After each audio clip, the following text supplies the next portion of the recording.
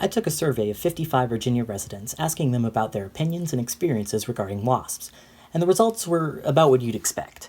62% of those surveyed held a negative opinion of wasps. This especially made sense given that 87% had either been stung or knew someone had been stung, and 60% would consider themselves afraid of wasps. But that's just my own dinky little survey with a relatively small sample size. According to a study done by the Royal Entomological Society, across nearly 750 members of the general public, the vast majority of emotive association with wasps was negative, and recognition of their ecological roles were low, compared to a majority positive and high knowledge in regards to bees. And this shouldn't be surprising. Everywhere you turn, wasps are met with suspicion at best. Online, you can find countless posts, videos, and memes detailing our collective contempt for them. Some of the phrases you may hear describing them include variations of hate, evil, dangerous, and useless. Needless to say, wasps are nobody's favorite.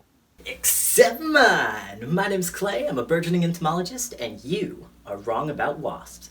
Let's take a look at one of the world's most hated insects in the context of OneHealth. Informational citations will be in the bottom left corner, video credits in the bottom right, and the description will contain a full work cited as well as credits for any images used. We'll start off with defining the term OneHealth. OneHealth is an approach to public health that considers the intersection between human health, animal health, and environmental health. Basically, these three ideas are intrinsically linked, and we cannot achieve a sufficiently safe and healthy world without taking all of them into account. So where do wasps fit into this concept? Well, we can connect wasps back to OneHealth by talking about how they contribute to each of its components, though keep in mind that there are inevitably going to be some points of crossover. Let's begin with animal health. This one is easy. Wasps are animals, and their health is actively in danger. Whether by habitat loss, pesticides and fertilizer runoff, or simply the age-old urge to kill what you do not particularly like, insects are currently facing a massive population decline, and wasps are no exception to this trend. Whether you love them or hate them, wasps deserve to exist simply by virtue of the fact that they already do.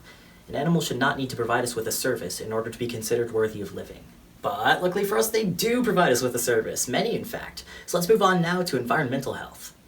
It's a common misconception that wasps are not pollinators. While it's true that they don't pollinate as prolifically as bees, they do work together with not only bees, but also flies, butterflies, and beetles to pollinate flowering plants. Wasps are actually the sole pollinator for about 164 of those plant species, and they're also the primary pollinators of over 100 species of orchids and more than 1,000 species of figs. But where wasps really shine is in the regulation of pest species, a service they perform as both predators and parasitoids. They take out garden pests, annoyances, invasive species, vector species, and agricultural pests.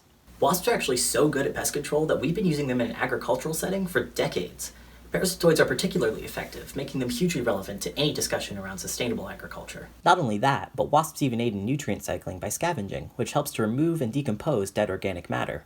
Which brings us to human health. The first thing that comes to mind here is the exact reason why everybody hates wasps: the stings. But did you know that out of the literal hundreds of thousands of both described and undescribed wasp species, only 1.5% are actually likely to sting you? That category of more trigger-happy stinging wasps includes just a small subset of social wasps in the subfamily Vespinae, which of course are the yellow jackets and hornets.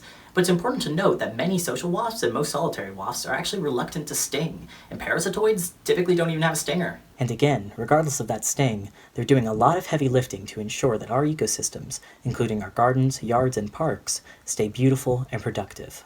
Which leaves us at the final aspect of wasps and OneHealth that I haven't yet mentioned, and that's what we don't know. The amount of knowledge about wasps that we lack is shockingly vast. Here is a list of just some of the things about wasps that we don't yet have a good understanding of. It's a lot, and it's important stuff that's relevant to OneHealth, which makes the current attitude towards wasps especially tragic. Because here's the thing, it's not just you, it's also researchers. An examination of over 5,000 research papers about bees and wasps published since 1980 found that only 35.7% were focused on wasps, and of the papers that looked at ecosystem services, only 2.4% discussed the contributions of non-parasitoids, and this bias has only gotten worse in recent years. We cannot continue to play judge, jury, and executioner for an animal that we don't even fully understand, especially when we're not putting forth much effort to actually fill the gaps in our knowledge. Ultimately, wasps are far more than their reputation. If we lose them, we miss out on flowers, food, comfort, culture, and the opportunity to learn what else they have to offer.